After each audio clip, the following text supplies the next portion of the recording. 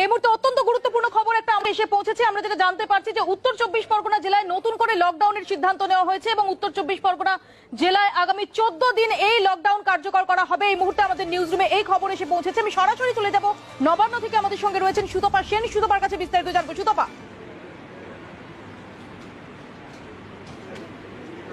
মৌপিয়া, তুমি জানো কলকাতা এবং উত্তর 24 পরগনা এই দুটো জেলা কিন্তু গত এক মাস ধরেই অত্যন্ত কপালে ভাঁজ ফেলছিল প্রশাসনের, কারণ প্রত্যেক দিন এই দুটো জেলাতে 200-র বেশি করে মানুষ আক্রান্ত হচ্ছিলেন করোনাতে এবং স্বাভাবিকভাবেই রাজ্য সরকার খুবই উদ্বিগ্ন ছিলেন এবং বারবারই খোঁজ খবর নেওয়া হচ্ছিল যে ঠিক কেন এতটা বাড়ছে। এবং আজকে যে সিদ্ধান্ত আমরা জানতে পারলাম, 4টে জেলাকে নিয়েই রিভিউ হচ্ছে ইতিমধ্যেই, উত্তর 24 পরগনা, দক্ষিণ 24 পরগনা, কলকাতা এবং হাওড়া, যেখানে সংক্রমণের সংখ্যা অত্যন্ত বেশি।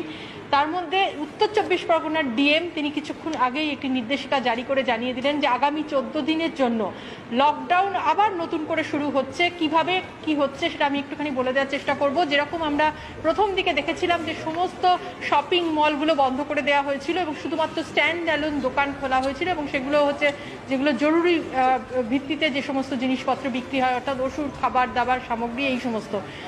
নতুন করে আবার সেই পর্যায়ে ফিরে যাওয়া হলো, অর্থাৎ সমস্ত মার্কেট কমপ্লেক্স বন্ধ করে দেওয়ার সিদ্ধান্ত নেওয়া হলো এবং শুধুমাত্র স্ট্যান্ড অ্যালোন দোকান খোলা থাকবে। অন্যদিকে সরকারি অফিস সহ ব্যাংকে সে সমস্ত জায়গাতে যে সিদ্ধান্ত নেওয়া হলো যে মাত্র 20% কর্মী, তুমি জানো যে 70% কর্মী নিয়ে কাজ হচ্ছিল, সেখানে 20% কর্মী নিয়ে কাজ করা হবে, অর্থাৎ কমিয়ে দেওয়া হলো এই কর্মীদের আসার সংখ্যা।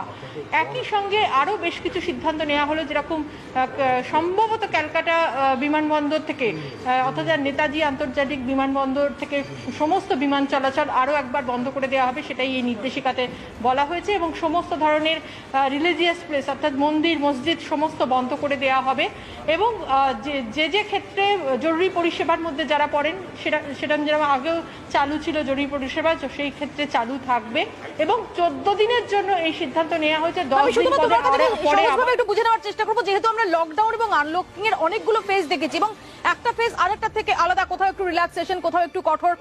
যে লকডাউনের কথা বলা হচ্ছে এটা আমরা কোনটার সঙ্গে তুলনা করতে পারি? একদম আমাদের যে 25শে মার্চ থেকে যে লকডাউন শুরু হয়েছিল সেই সময়ের পরিস্থিতি, না পরবর্তীকালে যখন আমরা দেখেছি মে থেকে একটু একটু করে ছাড় দেওয়া হতে শুরু করলো সেই সময়ের পরিস্থিতি?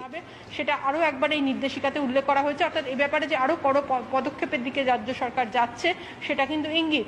এবং ওপিয়া, কলকাতার ক্ষেত্রেও কিন্তু রিভিউ মিটিং হচ্ছে, যেটা মনে করা হচ্ছে যে কলকাতাতেও কিন্তু এরকম ধরনের কোনো সিদ্ধান্ত নেওয়ার পথে চলেছে সরকার।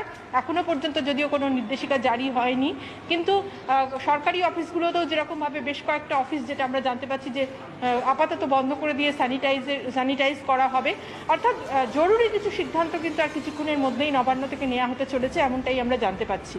সুতপা, ধন্যবাদ। সুতপা সেন আমাদের সঙ্গে এতক্ষণ সরাসরি ছিলেন নবান্ন থেকে। আরো একবার আপনাদের জানিয়ে রাখি, উত্তর 24 পরগনায় আরো একবার লকডাউন, আগামী 14 দিন লকডাউন কার্যকর থাকবে আর এমনটাই জানা যাচ্ছে জেলা শাসকের যে তরফ থেকে যে বিজ্ঞপ্তি জারি করা হয়েছে। এর পাশাপাশি কলকাতা শহরেও আরো আঁটোসাঁটো করা হতে পারে, এরকম ইঙ্গিত পাওয়া যাচ্ছে। কিছুক্ষণ পরেই নবান্ন থেকে এই সম্পর্কে আরো নির্দিষ্ট ভাবে আলোকপাত করা যেতে পারে, এরকমটাই এখনো অবধি আমরা জানতে পারছি। সমস্ত বাজার বন্ধ থাকবে উত্তর 24 পরগনায়, বন্ধ থাকবে পরিবহন ব্যবস্থা। উত্তর 24 পরগনায় আরো একবার নতুন করে লকডাউন।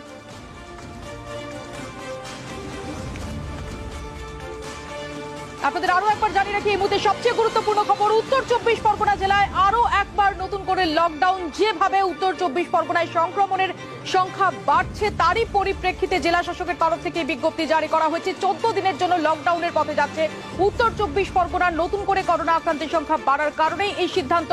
সমস্ত বাজার বন্ধ থাকবে, স্ট্যান্ড অ্যালোন দোকান শুধুমাত্র খোলা থাকবে বলে জানা যাচ্ছে।